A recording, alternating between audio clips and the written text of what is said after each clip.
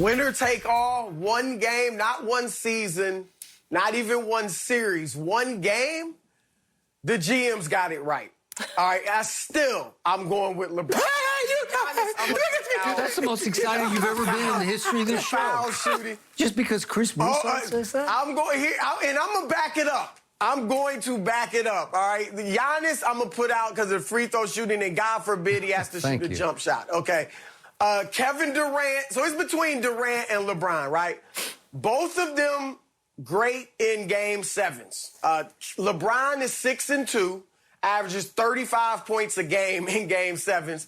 KD 3-2, averages 36 points a game in Game 7. So both of them are really good.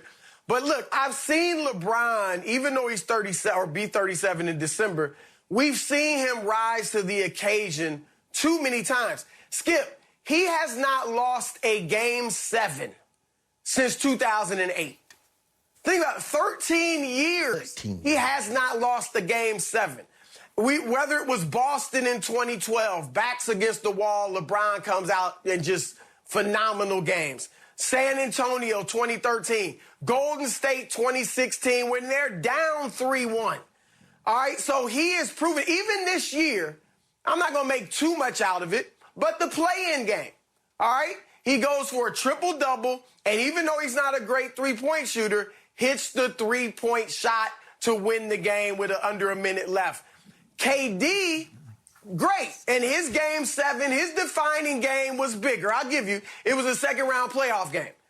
But still, even though he was great, 48 points, great shot with his toe on the line, 0 for 6 in overtime of that game. And, yeah, we've given Harden, Harden was the injured hamstring, which is true.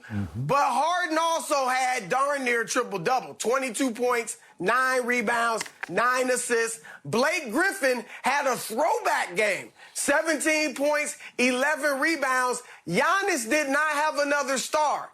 And Giannis is the one that got that win. See, here's the thing, Skip. KD will dominate with his scoring, no doubt. But that's the only way he's going to dominate the game. LeBron can dominate the game, the entire game. He can score, but he's going to control the tempo, right?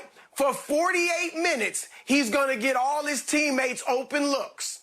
And then if push comes to shove and he's got to say, give me that best score on the other team, even at this advanced age, he'll still do it. Maybe only for a couple of possessions, but LeBron is still capable of doing that. Durant's not doing those things. He's going to get you buckets, but he's not going to control the actual game the way LeBron does. So it's still LeBron James, Skip, even at this advanced stage. Still is. Still is. You're right, Chris. Chris said his last 6 Game 7s, unblemished. Last loss 2008, and he dropped 45 because Skip was over there crowing. Kevin Durant had 48. My guy in the Boston Garden. Your guy was at home. My guy took his show on the road and almost brought the house down. One game. Now, if you don't win this game, Skip, you know what that means. I want him. Do you? I want him. You really want him? He going to rebound. He going to assist the basketball. He still can score. See, I don't know what this notion is that, Kevin Durant is head and shoulders. Head and shoulders above LeBron scoring. They average about the same per game. So, Skip, I mean, I don't like to beat a dead horse. I mean, normally the horse, you get a horse, Skip, you run him. If he can't run anymore, you turn him into a plow horse. And then when he passes away, you eat him. And speaking of dead horses. But that goat James, that's a bad dude, Skip. Or dead goats. In Game 7s, you heard what they said. Game 7. Winner take all. So this was classic because my friend Chris Broussard once upon a time considered becoming a preacher, and this was preaching to the choir, or maybe preaching to the preacher, right? Echoing everything Chris said. It's the truth, though. I got to start with Chris.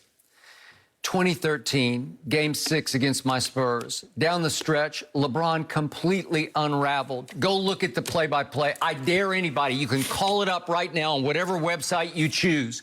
Call up the play-by-play of Game 6, 2013 NBA Finals, and go over the last, carefully go over the last 3 minutes. You'll find LeBron with 3 uncharacteristic, unforced error turnovers.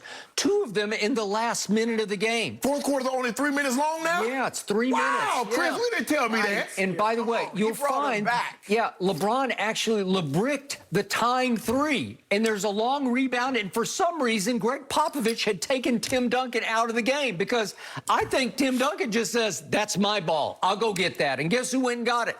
Chris Bosh went and got it. And guess what he did? He kicked it to the corner to Ray Allen, who proceeded to make the greatest clutch shot in the history of basketball. Shot my Spurs right in the heart and took LeBron off the hook and saved his legacy.